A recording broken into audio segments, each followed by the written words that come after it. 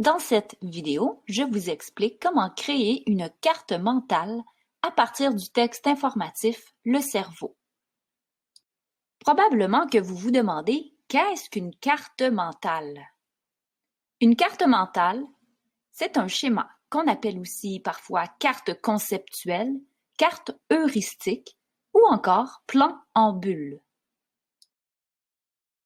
Voici une carte mentale qui démontre bien ce qu'est une carte mentale.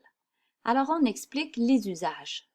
La carte mentale sert à organiser des idées, si on veut faire une recherche ou lorsqu'on doit faire le plan d'une rédaction ou d'une présentation orale. Elle sert à prendre des notes durant un cours ou après avoir lu un document. Elle sert à réviser, à faire un résumé et à mémoriser. Pour faire une carte mentale, on doit utiliser du papier. La feuille doit être le plus grand possible, du papier blanc qu'on va placer dans le sens horizontal. Au centre d'une carte mentale, on retrouve le titre, qui est finalement le sujet. C'est le cœur de la carte. Tout autour du centre, on va tracer des branches qui seront rayonnantes. En haut, à droite, on commence en haut à droite, on descend dans le sens des aiguilles d'une montre et ça aura une forme d'arborescence, c'est-à-dire d'arbre avec des branches. On va mettre des mots-clés dans notre carte mentale, c'est-à-dire les mots importants, les mots qui sont évocateurs, c'est-à-dire qui vont nous aider à évoquer les idées qu'on veut résumer. Idéalement, on met un mot par branche. On s'assure d'écrire lisiblement. On peut mettre des images aussi. On peut se faire des codes. On peut se mettre des images évocatrices, c'est-à-dire qui vont nous rappeler de quoi on parle. Ça peut être des symboles, des dessins, des photos, surtout si on travaille avec l'ordinateur.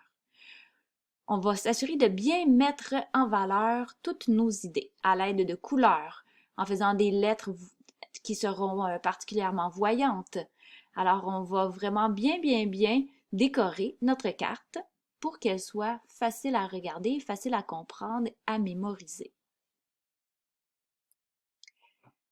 Pour créer la carte mentale sur le texte Le cerveau, je vais commencer par écrire dans le centre mon sujet, qui est évidemment le cerveau.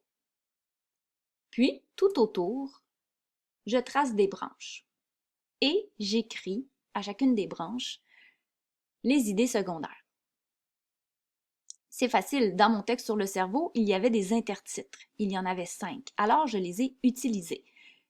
L'anatomie, le développement, les conditions idéales, la mémoire et le carburant. Si un texte ne contient pas d'intertitre, il va falloir se demander quel mot résume chaque paragraphe ou chaque partie du texte.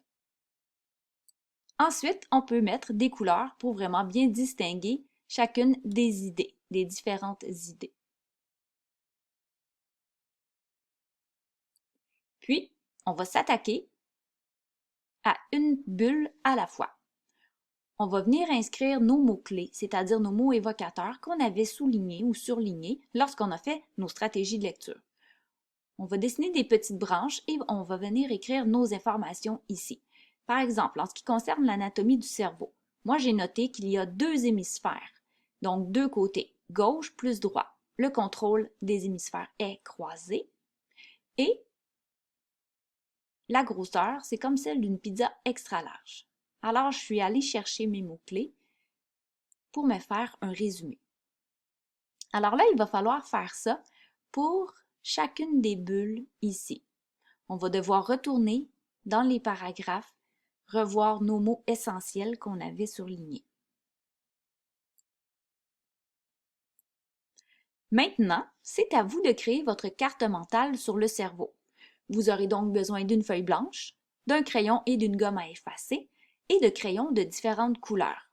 Évidemment, vous devrez avoir avec vous votre texte que vous aurez bien surligné et aussi annoté. Ça peut vous aider. S'il vous manque quoi que ce soit, n'hésitez pas à aller voir votre enseignante. Alors, bon travail!